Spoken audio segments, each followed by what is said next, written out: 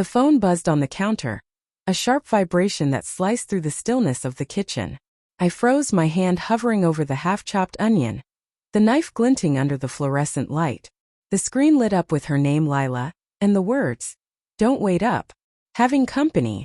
My stomach lurched, a cold fist twisting inside me. Company? At 9:47 p.m.? The onion's sharp tang stung my eyes. Or maybe that was something else.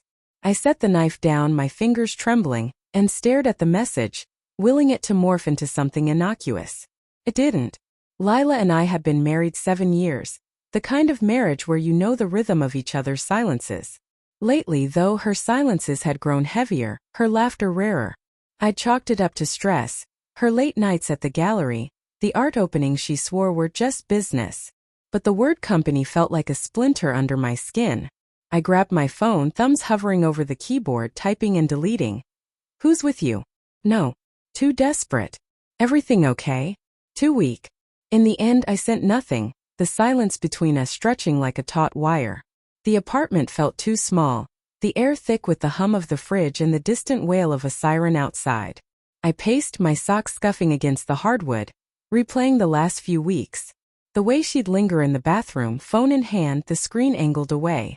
The perfume she'd started wearing, musky and unfamiliar, when I'd always loved her lavender scent.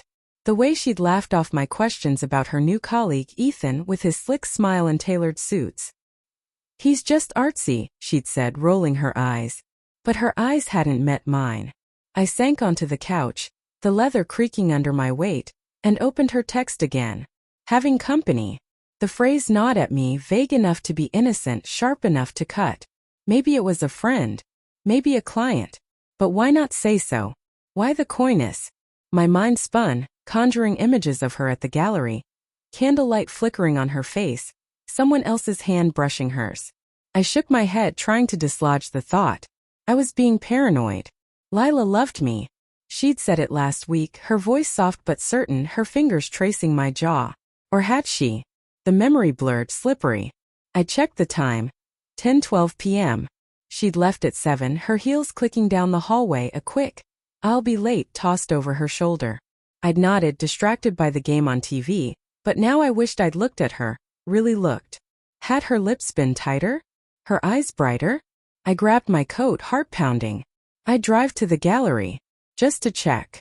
Just to be sure. The city was a blur of neon and shadow as I drove, the radio's static hum mirroring the buzz in my head. The gallery was downtown, a sleek glass box glowing against the night. I parked across the street, my breath fogging the windshield. Her car was there, a silver sedan tucked between a BMW and a pickup. But the gallery's lights were dim, the sign flipped to closed. My pulse quickened. I scanned the windows, half expecting to see her silhouette, but there was only darkness.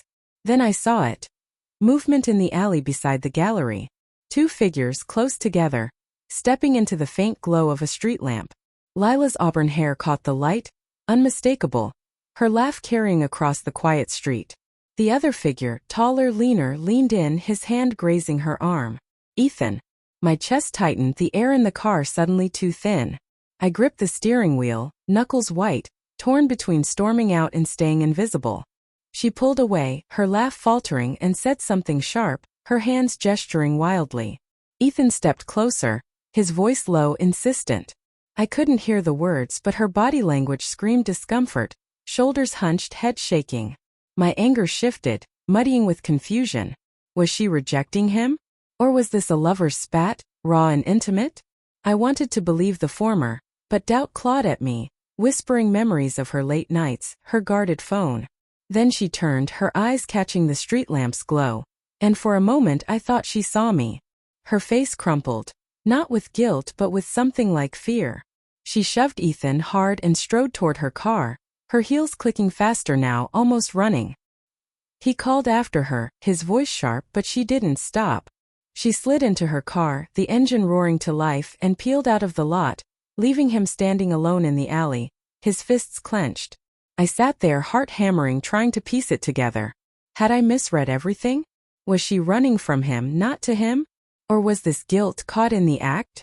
My phone buzzed again and I flinched. Another text from Lila. "I'm coming home. We need to talk." The drive back was a haze, my mind replaying the alley scene, dissecting every gesture, every word I hadn't heard. When I got home, she was already there, sitting on the couch, her coat still on, her face pale. The air between us crackled, heavy with unspoken questions. "Jake," she said, her voice breaking. Nothing happened. I swear." Her eyes were wet, but I couldn't tell if it was guilt or relief. "Then why?" I asked, my voice raw, betraying the hurt I tried to bury. "Why the text? Why him?" She looked down, twisting her wedding ring. "Ethan, he's been pushing. For weeks. I thought I could handle it, keep it professional. Tonight he crossed the line. I didn't know how to tell you. I didn't want you to think." She trailed off, her hands shaking. I wanted to believe her. God, I did. But the splinter was still there, lodged deep. "Why didn't you tell me?" I pressed, my voice louder now, anger edging out the hurt. "Why hide it?" "I was scared," she whispered. "Scared you'd think I wanted it. Scared I'd lose you." The room spun, the weight of her words sinking in. I saw the fear in her eyes, the same fear I'd seen in the alley, and something in me softened, but not enough. Trust once cracked doesn't mend clean. I sank beside her, our knees touching, but the space between us felt vast. "Tell me everything," I said, my voice steady but cold. "From the beginning." She nodded, tears spilling, and started talking. About Ethan's charm, his persistence, her attempts to deflect. About tonight when he tried to kiss her, and she pushed him away, horrified. Each word was a brick, building a wall between what I'd feared and what might be true. But as she spoke, I saw the gallery's dim lights, her hurried steps, her car speeding away. And I wondered if the betrayal wasn't an act, but a silence. One she'd chosen until it was almost too late. The twist came not in her words, but in mine.